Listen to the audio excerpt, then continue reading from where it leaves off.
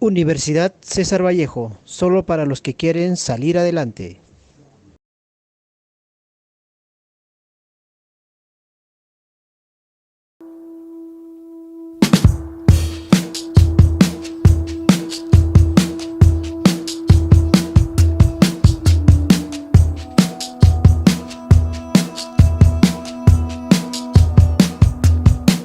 Hey,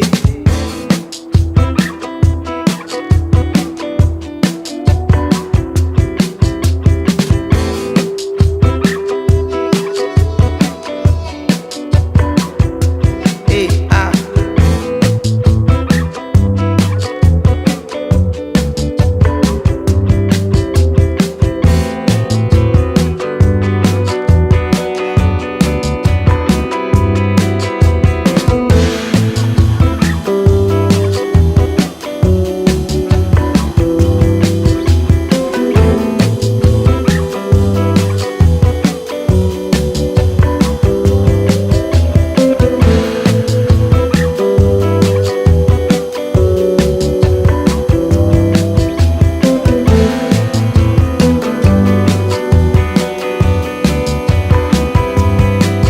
Désolé,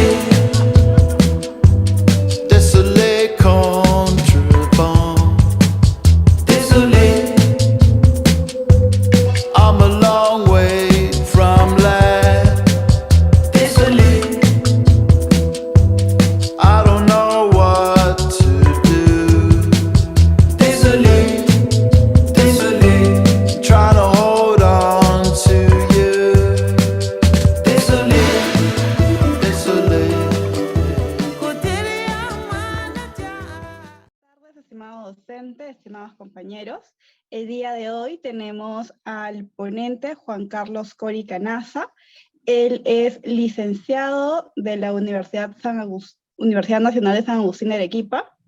Él es especialista en este caso en lo que es el área de recursos humanos y el día de hoy nos va a brindar lo que es sus conocimientos sobre la inclusión social en el caso de personas con autismo, discapacidad leve y síndrome de Down. A continuación le doy paso al licenciado Juan Carlos Cori para que nos pueda brindar sus conocimientos sobre este tema. Muchas gracias. Nuevamente agradecerles por la invitación. Me da mucho gusto que me hayan invitado a esta ponencia. Y pues yo también he sido alumno, ¿no?, de esta universidad, ¿no? Hace más de 7 meses he terminado una maestría en gestión del talento humano.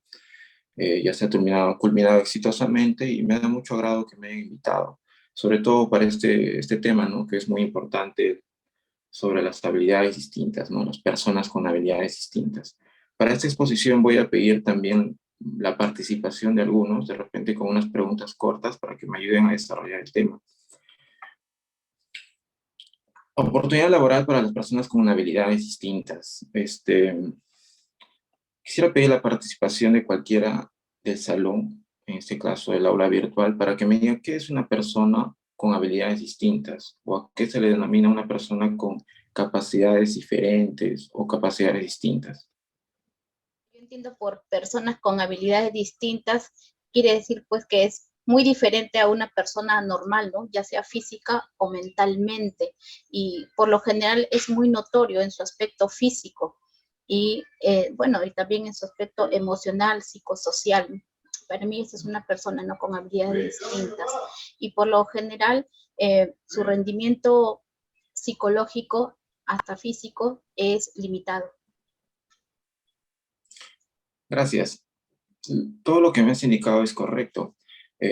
Por ejemplo, en una investigación de un grupo de alumnos de la Universidad Nacional de México, nos indica, ¿no?, que, o considera que las personas con habilidades diferentes son aquellas que tienen las capacidades diferentes, a diferencia de todo ser humano, ¿no? Pueden ser temporales o pueden ser permanentes. Tienen una limitación, una pérdida o disminución de sus facultades físicas, intelectuales o sensoriales, para realizar sus acciones naturales, ¿no? Es decir, en su día a día, ellos realizan acciones, pero de maneras diferentes.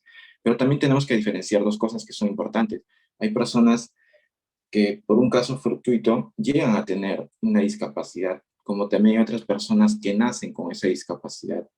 Por ejemplo, una persona que sufre un accidente de tránsito puede quedar con un brazo o las dos piernas mutiladas, o puede quedar discapacitado en las piernas, o la movilidad de las piernas. Pero hay personas que nacen, digamos, con un grado de retardo o síndrome de Down, pero son personas que han nacido de manera natural, es decir, ellos van a tener esa discapacidad desde el nacimiento. Entonces, hay que saber diferenciar esos dos puntos de vista para poder desarrollar el siguiente tema. Por ejemplo, en este stakeholder de sostenibilidad de supermercados peruanos Plaza Vea, vemos este logo, ¿no? Que dice capacitado para trabajar. Jesús Carvajal, representante de servicios, ¿no? Como ven en la imagen, es una persona con síndrome de Down, que tiene una discapacidad, pero que no le impide desarrollar cierto tipo de actividades. ¿Alguien por ahí me puede indicar qué es CONADIS? ¿O qué significa CONADIS? CONADIS es el Consejo Nacional para la Integración con Personas con distintos tipos de discapacidad. Es una organización básicamente del Estado peruano, ¿no? Que la idea de esto es generar a las personas que tengan algún tipo de discapacidad una certificación, si no me equivoco, para tenerlos empadronados dentro de lo que son parte del Ministerio, en este caso de la Mujer y Poblaciones Vulnerables, ¿no? Más que todo para su inclusión como personas con discapacidades diferentes. Gracias. CONADIS es una entidad del Estado que está adherida al Ministerio de la Mujer y Poblaciones Vulnerables. Pero hay que tener en claro qué hace CONADIS. Es una entidad muy importante, ¿no? Para este tema de la inclusión laboral. El CONADIS formula, planifica, coordina, ejecuta, supervisa y evalúa las políticas nacionales en el sector en materia de discapacidad. Es decir, que ellos van a velar por el buen funcionamiento de las políticas, de todas las normas que se hayan dictado en el tema de las habilidades, de las habilidades que tienen, ¿no? Acciones distintas a las nuestras, que somos personas normales. Bueno, acá tenemos un dato que definitivamente no es actual. Ese reporte es a enero del 2022 y está basado, ¿no? en la encuesta nacional especializada sobre discapacidad en EIS 2012, ¿no? Es una proporción que se ha hecho a través de los años. ¿Qué nos dice ENEIS 2012? Estimó que el 5,2% de la población nacional cuenta con alguna discapacidad. En virtud de dicha prevalencia, para el año 2022, se estima que la población con discapacidad asciende a 1.737.000. Esta población, más o menos en proporción en enero del 2022, ha ido creciendo, ¿no? Entonces, nos da, en este índice de torta, nos indica que más de 1 millón de personas, o sea, el 80,7% de discapacitados, no cuenta con un registro nacional, no está inscrito en el Registro Nacional de Personas con Discapacidad. Y solo el 19,3% está o cuenta con el Registro Nacional de Discapacidad. ¿Qué quiere decir? Lastimosamente, las empresas formales, para poder contratar a una persona con discapacidad, necesita que esté registrada. Si esta persona no cuenta con registro, esa persona que ha sido contratada no va a servir para una deducción de beneficios que va a tener la empresa por obligación, que más adelante les voy a indicar. Y también es un dato muy desalentador, ¿no? Porque casi un porcentaje muy mínimo no cuenta, ¿no?, con ese registro. Y también hay que tener en cuenta que con los años se ha ido mejorando, ¿no?, el registro, porque no cualquier persona que diga, no, pues yo soy una persona discapacitada y necesito registro, no le van a dar registro, porque hay un cierto tipo de trámites y una junta de médicos que va a determinar el grado de discapacidad que tiene una persona. En este caso, mi registro en todo el Perú, ¿no?, que es un registro virtual. Pero eso quiere decir que cualquier persona que tenga una discapacidad va a generar su registro de manera virtual y le van a dar su carnet. Pues no. Como les dije, el trámite es virtual, pero la junta de médicos va a evaluar, ¿no?, a las personas con discapacidad y les va a determinar un grado. En este caso, por ejemplo, tenemos 3 colores de carnet. Es decir, que las personas van a ser clasificadas en estos 3 tipos de discapacidad que tienen, ¿no? En este caso, el carnet amarillo que están viendo ahí indica, ¿no?, que la persona tiene una discapacidad severa, que necesita de otra persona para valerse, es decir, para poder trasladarse a otro lugar, va a necesitar, ¿no?, de otra persona. Y los carnets de color celeste y azul son personas que cuentan con una discapacidad leve o moderada. Entonces, que ellos sí van a poder realizar una actividad, ¿no? Van a poder estar sujetos a una orden.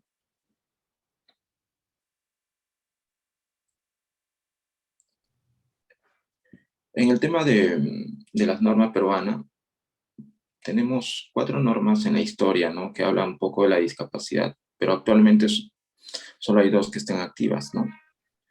Tenemos la ley número 23287, que es la ley de trabajo para personas con limitaciones físicas, sensoriales e intelectuales. Está vigente, ¿no? Y está desde el año 1981. Luego tenemos la ley 24067, ley de promoción, prevención, rehabilitación y prestación de servicios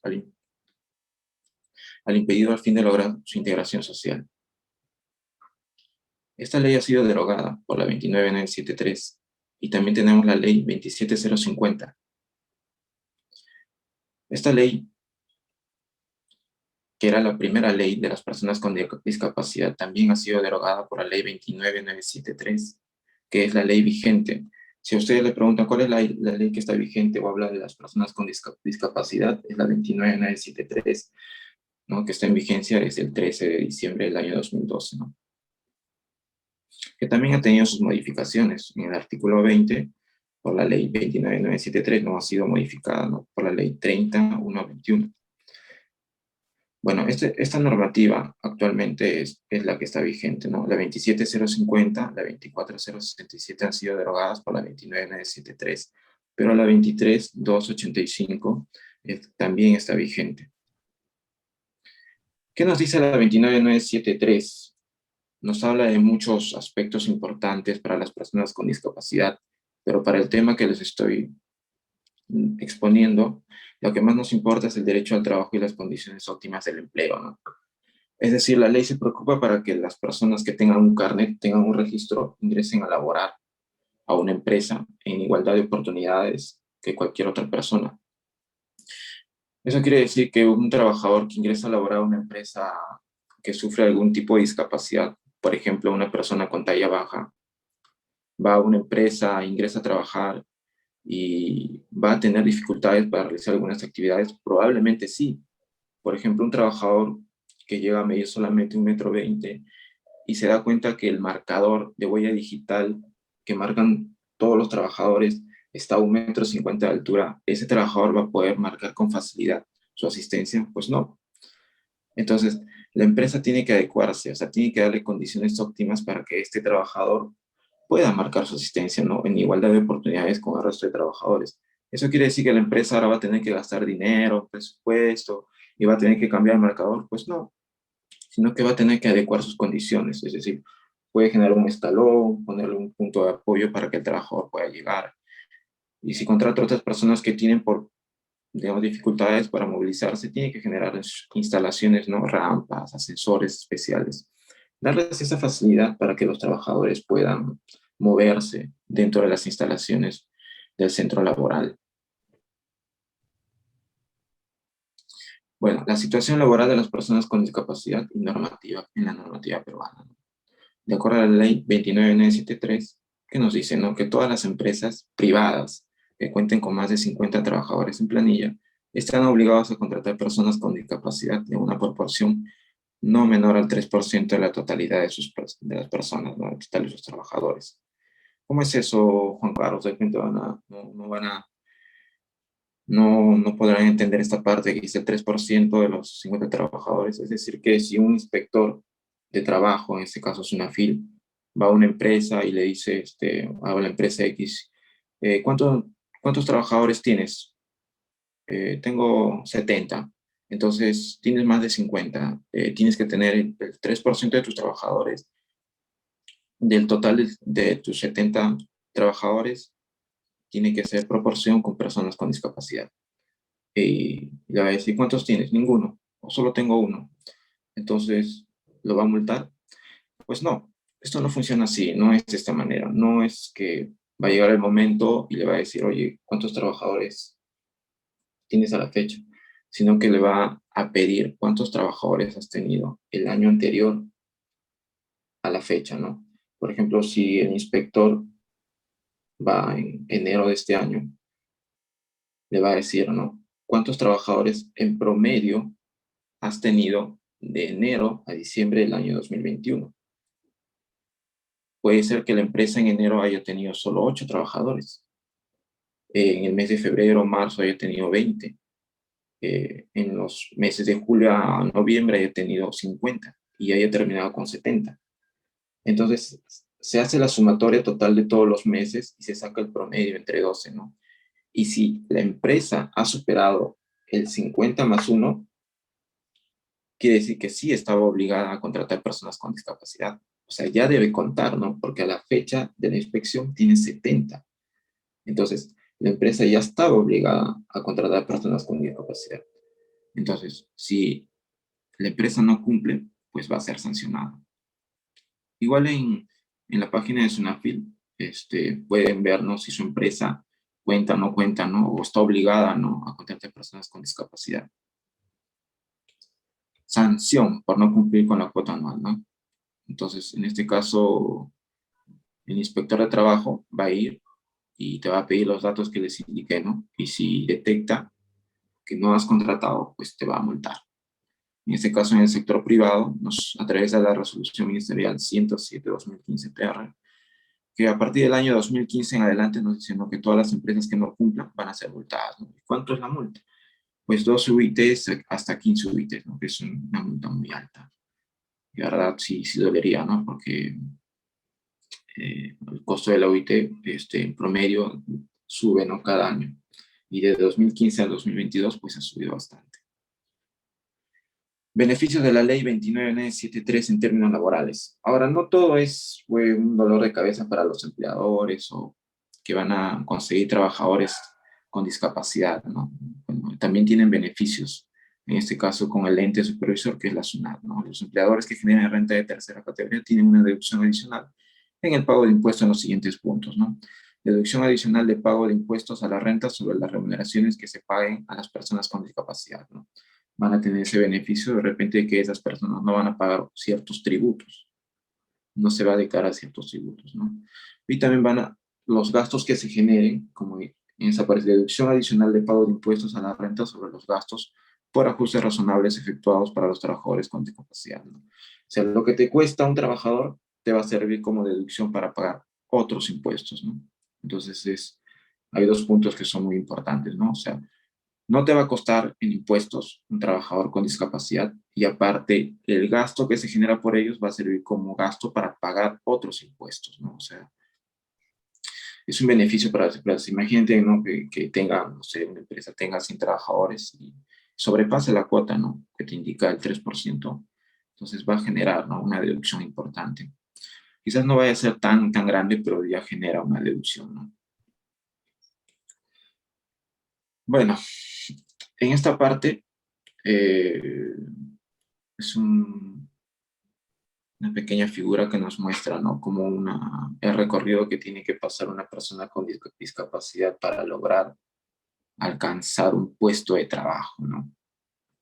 Va a subir muchas vallas en este camino que va a tener para poder alcanzar un puesto laboral, una oportunidad laboral. Dice, ¿no?, el estigma y la discriminación. Pues sí, ¿no?, vemos que desde la etapa ¿no?, de convocatoria, ya es un poco discriminatorio, ¿no? Algunos avisos son discriminatorios, ¿no? Entonces, no de manera directa, quizá, no te lo ponen de manera directa, pero sí de manera indirecta. Entonces ya limita, ¿no?, a las personas que tienen discapacidad a poder, ¿no?, quizás motivarse a esa convocatoria, ¿no? para ese puesto que está buscando, ¿no? Ya sea empleado operativo o de oficina, ¿no? Entonces, teniendo eso en cuenta, ¿no? Y más que todo, en el tema operativo, a las personas con discapacidad, el mercado laboral es mucho más amplio para los trabajadores con discapacidad que hacen labores de oficina. En esta primera valla que tenemos, restricciones a la autonomía de la persona con discapacidad, ¿no? Como les dije, una persona con discapacidad quiere llegar a su centro laboral de manera autónoma, o sea, con sus propios medios, pero hay impedimentos, ¿no? No solamente desplazarse de su casa hasta el centro de labores es difícil, es complicado porque la accesibilidad no es la misma. O sea, imagínense una persona, si nosotros que salimos temprano o las personas que usan el metropolitano, el tren eléctrico, es complicado subirse, pues es difícil acceder. Imagínense para ellos, con la discapacidad que tienen, cómo deben trasladarse, o sea, la limitación que tienen. Y eso les genera un gasto, o sea, por no usar ese medio de transporte, que es complicado ya para ellos tienen que generar un gasto adicional, digamos, de pagar un taxi. Y pagan un taxi todos los días, entonces solo trabajarían para pagar el taxi. Entonces, es un impedimento, ¿no? Para ellos, o sea, no poderse mover de manera autónoma. Y no solamente desplazarse, sino llegar al centro de labores, al edificio, a la oficina, a las instalaciones.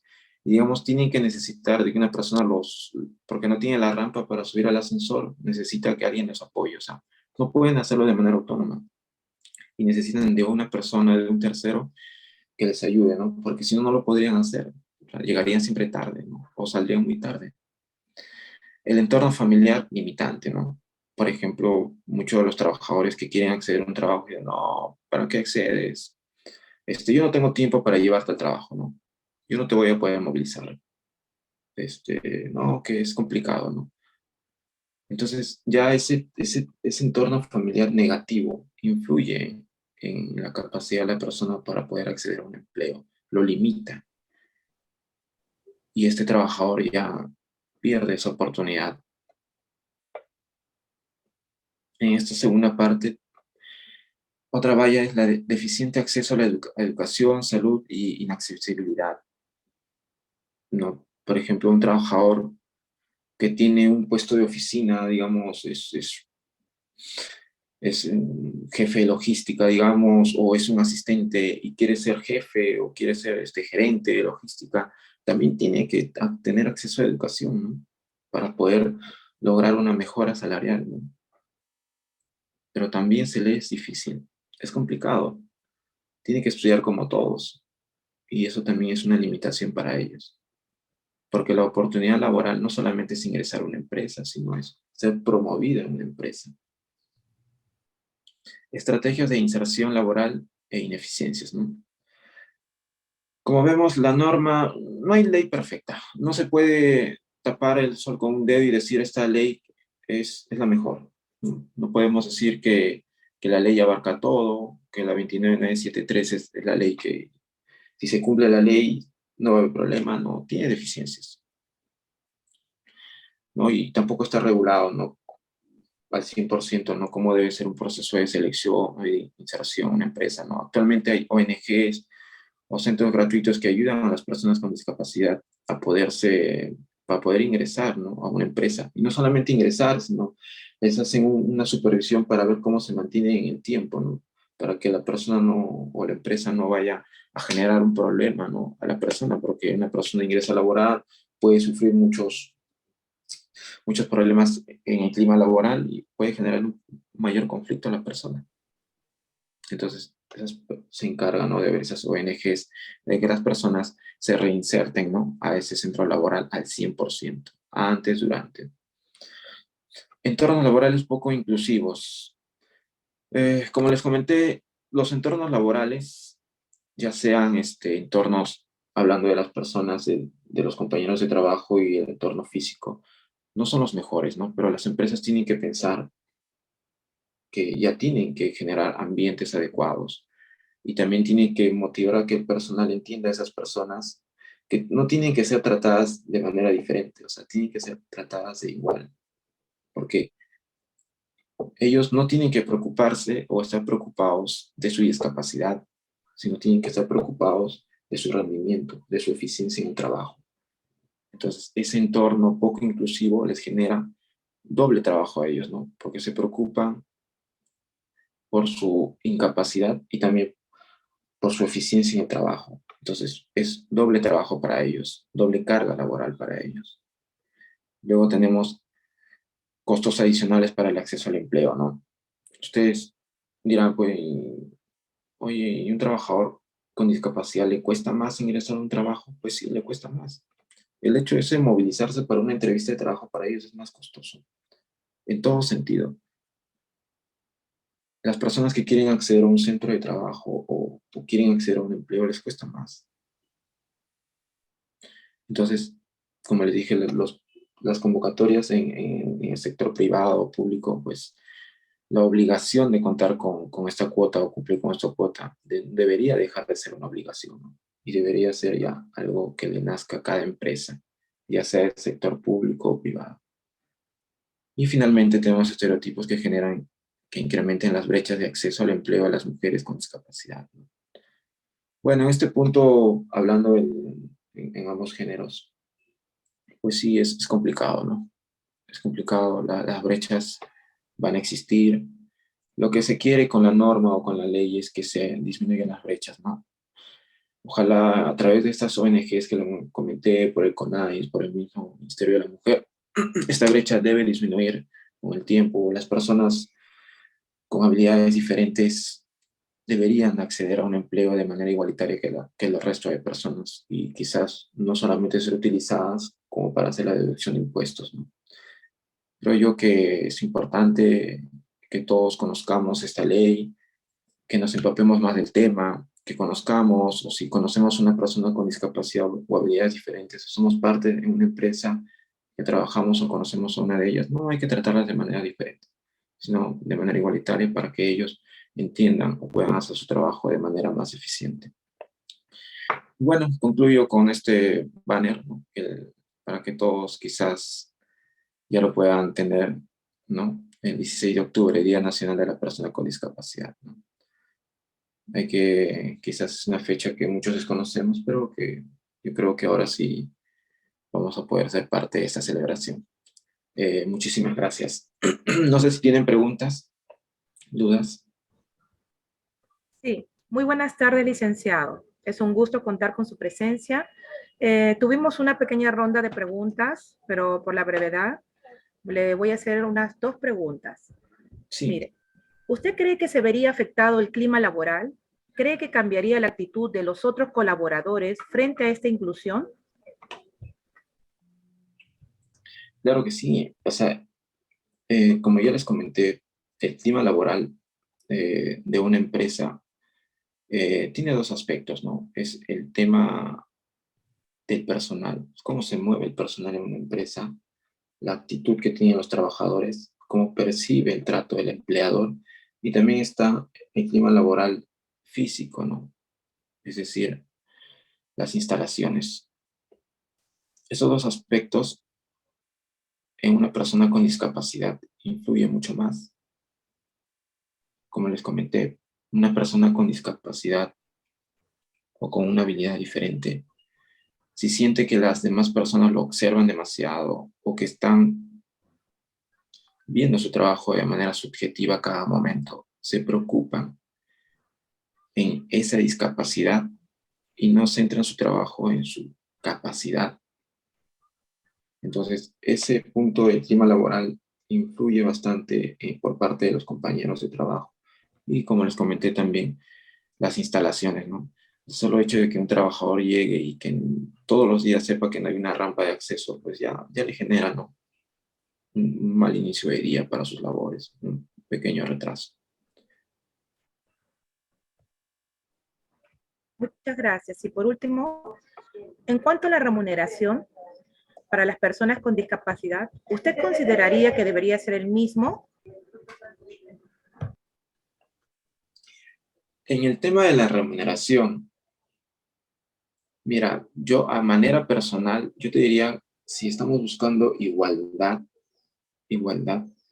entonces tendríamos que ver, o sea, las condiciones deberían ser las mismas, ¿no? O sea, tanto físicas como remunerativas. Sin embargo, las empresas, o sea, a título personal, cada empresa debería motivar, ¿no?, a los trabajadores con discapacidad, quizás brindándoles quizás un bono adicional, ¿no?, para que, digamos, pueda solventar sus pasajes o generarles algún otro tipo de beneficio a manera personal, es decir, a título personal de cada empresa. Pero normativamente para mí, o sea, las personas con discapacidad no es que deberían por obligación ganar más. Estamos buscando una igualdad, o sea, el solo hecho de que ya estén registrados y que las empresas empleadoras formales ya les paguen en igualdad de condiciones. Es decir, si hay un gerente con discapacidad, no de talla baja, y hay un gerente con normal, o sea, no, no porque el hecho de ser que una persona es discapacitada le va a pagar menos, no, porque los dos hacen el mismo trabajo, o sea, tienen la misma capacidad laboral, entonces no debería ganar menos. Pero desde otro punto de vista, sí les comenté, ¿no?, que la empresa a título personal quizás sería una buena opción. Bueno, eso es todo lo que nosotros como grupo número 1 queremos presentar. Estamos muy agradecidas al tener al ponente, en este caso al licenciado Juan Carlos Cori, que también ya terminó su maestría en la Universidad César Vallejo, así que muchas felicitaciones también por ser una persona que nos representa en todo aspecto, tanto una persona ética, ya que he tenido la oportunidad de trabajar con él, una persona muy apegada a los valores, una persona que respeta mucho el tema laboral y la inclusión a todo nivel. Tenerle presente también para nuestras próximas oportunidades, para poder contar con usted, muy agradecido, y esperamos también a todos nuestros compañeros y docentes que le haya agradado, en este caso, esta ponencia del licenciado magíster Juan Carlos Cori Canaza. Muchísimas gracias.